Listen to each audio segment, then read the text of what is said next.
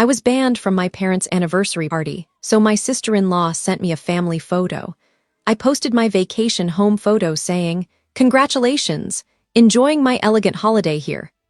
5 minutes later, their photo was deleted and everyone showed up at my house saying, "We want to live with you."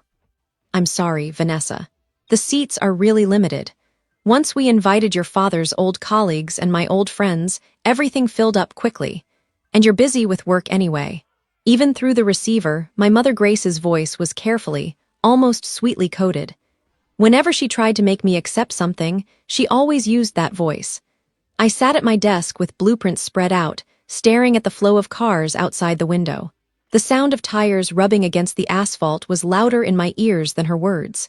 "I understand, Mom. Have fun," I answered shortly. There was no need to let her offer any more excuses. As soon as I said that, her voice was filled with unmistakable relief. "Thank you for understanding. I love you." Those words stirred nothing in me. After the call ended, only silence remained in the room. And that silence pressed down on my shoulders like gravity. My parents' 40th wedding anniversary party.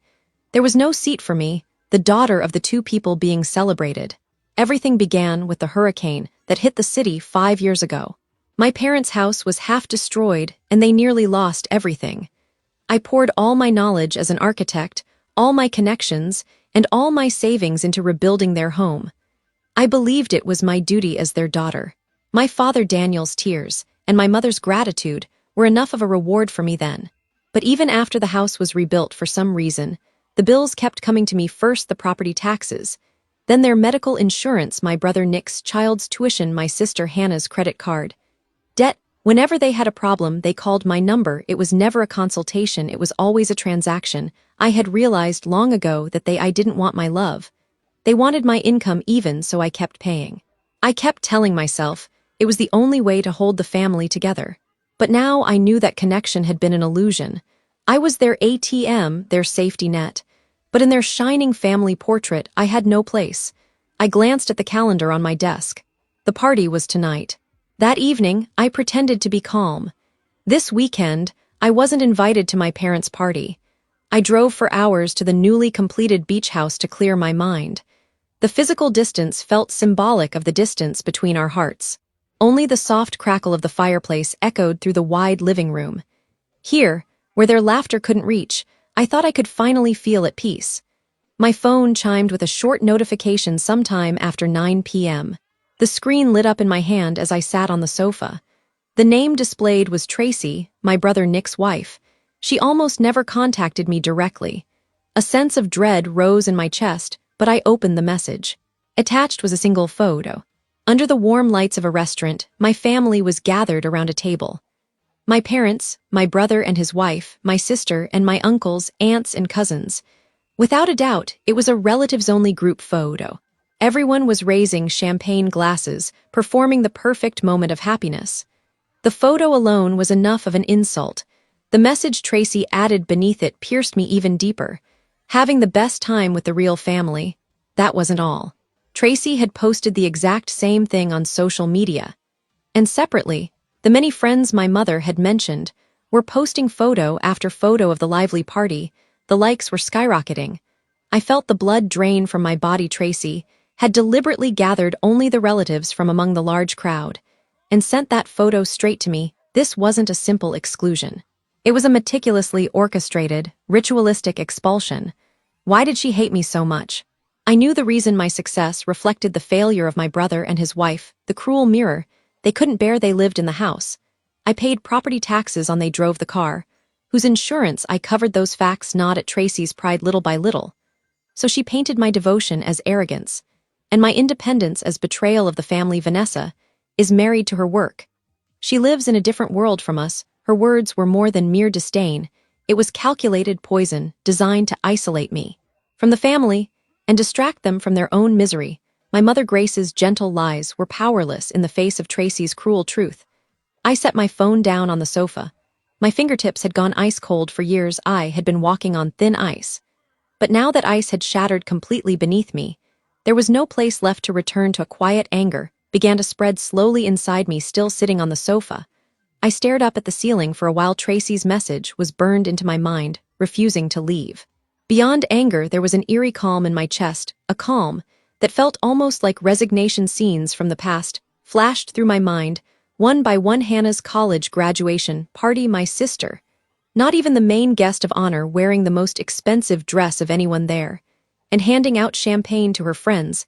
I had silently paid for all of it. Then there was the time my brother Nick wanted a luxury car just to satisfy Tracy's vanity. "Vanessa, you're successful, aren't you?" he said, as if it were natural that I should provide the down payment. And I remembered the day my mother, in the house I had rebuilt after the hurricane, said with no shame at all, "We need a more elegant kitchen if we're going to host the neighbors for dinner parties. The kitchen is the face of the house. We can't invite anyone with it looking like this." My devotion had been nothing more than fuel to inflate their endless greed. I had been tossing logs into the fire hoping to be loved, while they simply warmed themselves. Without giving anything back enough, I stood up and opened my laptop. My fingers hovered over the social media post window. At first, angry words came to mind. "I'm done being your ATM," I typed, then deleted. "Have you ever thanked me even once for what I've done?" I wrote, then erased. Again, emotional words would only give them room for excuses. They would twist it for sympathy and paint me as the villain. What I needed was simple facts and an unshakable decision. That was all. I selected a few photos of the villa I was currently in. The moonlit ocean visible from the glass-walled living room, the still surface of the infinity pool. This villa was the product of my blood and sweat, a place I had built, protected, and nurtured. My very soul, a place they knew nothing about. Then, calmly, I chose each word with precision. "To my mother and father, congratulations on your 40th anniversary. For years, I have paid your property taxes, medical insurance, and even my brother's children's tuition. Yet at your anniversary party, there was no seat for me, your family. Therefore, I will spend this holiday in the place I built with my own hands. As of today, I will no longer cover property taxes, insurance fees, tuition, or any other financial support." The moment I pressed the post button, I felt the invisible chain that had been strangling me for years shatter. Instantly, I could breathe deeply. I had forgotten how good fresh air could taste. A storm would come soon. But I was no longer the powerless daughter standing in the middle of the hurricane. I was inside the fortress I had built with my own hands. My post was a BMB that destroyed their perfect night. 5 minutes. That was how long it took for Tracy's triumphant family photo to disappear from the internet. And a few hours after that, my silence was shattered by the harsh crunch of tires rolling over gravel. Someone pounded on the front door as if trying to break it down. When I opened it, my family stood there. Their party clothes were wrinkled, their faces twisted with anger and confusion. My mother stood at the front. "Vanessa, why would you do something like that? Were you trying to humiliate us?" Right after her shrill voice, Tracy glared at me. "You ruined the party." My father and brother stood behind them, staring at me with condemnation. Hannah waved her phone at me as if presenting evidence. "I've always wondered what you were secretly spending money on, so I set your location to sync with my phone. Every weekend, your signal would disappear near the edge of the resort area. I knew something was off, but I never thought you were hiding a place like this." Her words explained everything. I hadn't realized they were tracking me, but I had chosen this spot intentionally, slightly away from the main resort area, because the unstable signal gave me peace and privacy.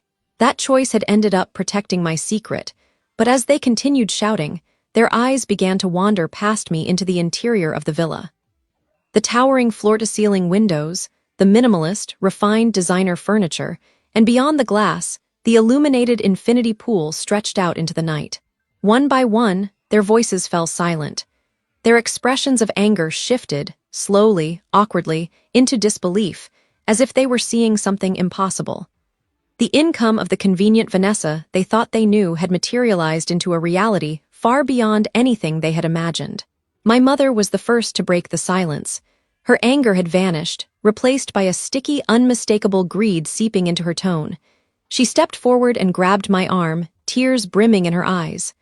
"Oh, Vanessa, to think you've been living in such a wonderful place. Come on, let us live here with you. We're family after all." The moment I heard those words, they no longer looked like people to me. They were something else entirely. I slowly shook off her hand. Her touch felt like a desperate claw reaching for my wealth.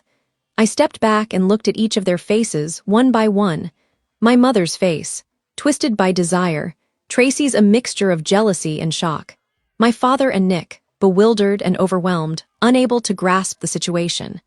And then, clearly and calmly, in a voice that carried straight into their ears, I said, "Family, you say. Just a few hours ago, Tracy sent me a message saying you were spending the night with the real family." I could see Tracy's face turn pale at my words. My mother opened and closed her mouth, trying to speak, but no words came out. They used the word family only when it was convenient for them, only when it benefited them. I continued, "So tell me, how do you define family? Is it a temporary contract that applies only when you need my money?" No one could answer. Their silence said more than any words could. I drew a line between us, an invisible line they would never cross again. Listen carefully. As I wrote on social media as of today, all financial support from me ends. Completely. The post-hurricane repairs, the property taxes, the insurance fees, your wasteful spending for the sake of appearances, every bit of it. I placed my hand on the door. And this villa is my asset, built by me alone from what was left after covering your extravagances. You have no right to set foot on this property, not one step. Leave now, and don't ever come back. Without waiting for a response, I closed the heavy door slowly, deliberately, right in front of them. The thud of the door echoed like the beginning of my new life. Even after it closed, I could hear their shouting and pleading from outside. But soon those voices shifted into resignation. Then the sound of a car engine faded into the distance, and silence returned to my fortress. With trembling hands, I drank a glass of water. It felt like a strange exhaustion after performing a complicated surgery. The next morning, I began to act. First, I spread out the weekly forwarded mail that had arrived from my primary residence. Among the stack, I spotted a thick envelope from a bank I didn't recognize. A bank I had never done business with. A cold feeling slid down my spine. I set the envelope aside for the moment and called the attorney I had been referred to, a lawyer named Jim Baker, said to be a composed veteran specializing in real estate and financial crimes. I briefly explained the situation, including my family's sudden appearance at my villa the previous night. He listened quietly, then spoke in a calm, steady voice. "Vanessa, you are not only morally justified, you are legally correct. First, regarding the trespassing on your property and the threatening behavior, we will immediately file for a restraining order. They must never be allowed near your property again. As for ending the financial support, that is merely the cessation of voluntary gifts. There is no issue whatsoever." His quiet yet firm words gave solid legal structure to my long-held resolve. "Now then, please bring me all documents related to this matter, especially anything showing the payments you've made on their behalf." At that, my eyes drifted back to the envelope on the table. "Mr. Baker, actually, there may be another problem." I tore open the envelope. As I began to explain a suspicious loan, taken out in my name, one I had never signed, and the possibility that someone had forged my digital signature on the other end of the line. Mr. Baker drew a sharp breath. For the first time, a cutting edge entered his normally calm voice. "That is not a family dispute. That is clear-cut fraud." His instructions were precise and swift. "Vanessa, first we need facts. Contact that bank immediately and request the detailed records of the contract, especially the timestamps and IP addresses for the digital signature. I will send an official request under my name as well, but the fastest response will come from you." I immediately called the bank's fraud investigation department. As I explained the situation, I heard the tension rising in the representative's voice. A few hours later, the bank called back. Their findings confirmed my worst suspicion. According to our records, the refinancing contract under the name Vanessa Simpson was digitally signed 2 months ago, on a Tuesday at 3:15 p.m. The IP address at the time of the signature matches perfectly with the connection registered to your parents' residence. And then the bank continued. During the signing process, an authentication code was sent to the registered mobile number for identity verification. That number is ending with, the number he read out belonged to my sister, Hannah. All the pieces snapped into place. At 3 p.m. That day, I had been attending an important meeting with a client, and during that time, my family had been inside my childhood home, stealing my future. Hannah had sat at the computer, typing in the verification code sent to her phone. Beside her, my parents had either silently condoned her actions or actively encouraged them. The house I had saved 5 years ago had become the crime scene used to destroy me. After hanging up the phone, I couldn't move for a while. I no longer felt betrayed. What I felt was something darker, like staring into the bottomless void within human nature. They had stolen not only my assets, but also my goodwill, my affection, and the last remaining trust I had invested in the word family. The next day, I visited Attorney Baker's office with all the evidence in hand: the bank's official investigation report, the IP address logs, and a thick file of bank statements proving every payment I had covered on my family's behalf. Mr. Baker silently reviewed the documents. His expression was as cool and objective as a surgeon reading an X-ray. After finishing the last page, he set down his pen and looked straight at me. "Vanessa, the evidence is complete. There is no room for doubt. This is a deliberate, malicious financial fraud, and it is especially clear that your sister was the primary actor." His words carried no sympathy or emotion. Oddly, that steadiness grounded me. "There are two options," he continued. "One is to file a criminal complaint that could result in arrests and criminal records. The other is to initiate a civil lawsuit to nullify the fraudulent loan and seek compensation for your damages. Which do you choose?" I hesitated for a moment. Did I truly want to send them to prison? But what they had done certainly warranted consequences of that magnitude. Sensing my doubt, Mr. Baker spoke again. "Criminal charges can be filed at any time. First, we must legally secure your assets and financial reputation. We file civilly, obtain a court order invalidating the contract, then go from there." His proposal was rational, and it settled naturally into my heart. This wasn't revenge. This was the necessary act of reclaiming my life. "Civil, please proceed." When I said that, he nodded, quietly understood. "I'll begin drafting the complaint immediately. The defendants will be your sister Hannah Simpson as the principal perpetrator, and your parents as accomplices who benefited from the fraud." When I stepped outside the firm that day, the sky looked just a little brighter. For the first time, I felt as though I could see a faint light at the end of the tunnel. On the day the court documents arrived at my parents' home, my phone began to ring again. But this time, it wasn't angry shouting. What I heard was panic and fear. The first message came from my mother. "Vanessa, this has to be some kind of mistake, right? How could you do something like suing your own family? Please, I'm begging you, withdraw it." I didn't reply. A few hours later, my brother Nick called. His voice was trembling. "Vanessa, please reconsider. Mom and Dad are in a panic. Tracy says she never thought it would go this far. She's crying. Hannah won't come out of her room. You're tearing this family apart." My fault. A cold laugh escaped me before I could stop it. "I tore the family apart? Nick, do you seriously believe that?" At my calm question, Nick faltered. "I mean, well, Nick, have you ever once thought about the fact that your life and Tracy's vanity and the private school your kids attend have all been funded by the money I kept sending?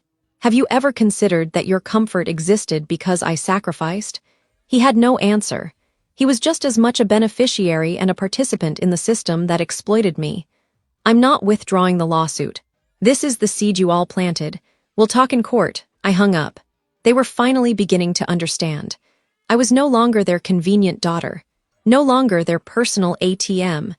Without me, their life of vanity and pretense would crumble like a sandcastle.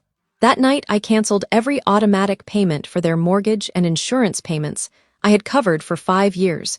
With a single tap, I severed their lifeline. It was shockingly easy only a month after I stopped transferring money. The Simpson family's thin veneer began peeling away with startling speed. Mortgage delinquency notices arrived, and the private school Tracy was obsessed with sent stern inquiries about unpaid tuition for Nick's children. My mother begged, "Vanessa, please, just send us the money." And my brother accused me, "Because of you, my kids are going to be expelled." There wasn't a shred of apology or remorse in anything they said. And then one afternoon, I received a direct call from Tracy. But what I heard wasn't pleading. It was a shrill, hysterical scream. "Vanessa, you ruined everything. Our whole plan is destroyed because of you. The kids are humiliated at school, and the house is buried in collection notices. Is this what you wanted?" She cried and screamed and hurled insults at me.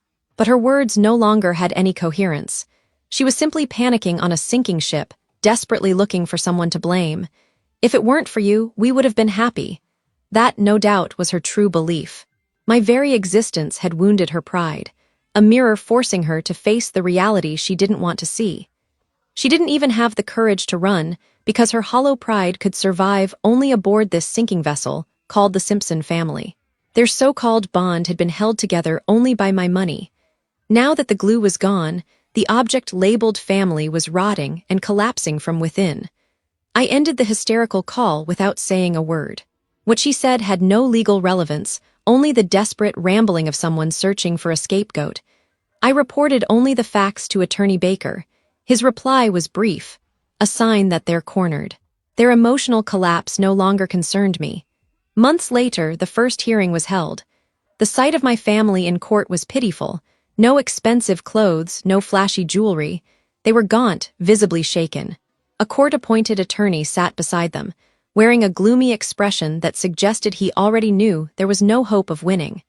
In stark contrast, the table before Attorney Baker and me was stacked with the immovable evidence. The trial was one-sided.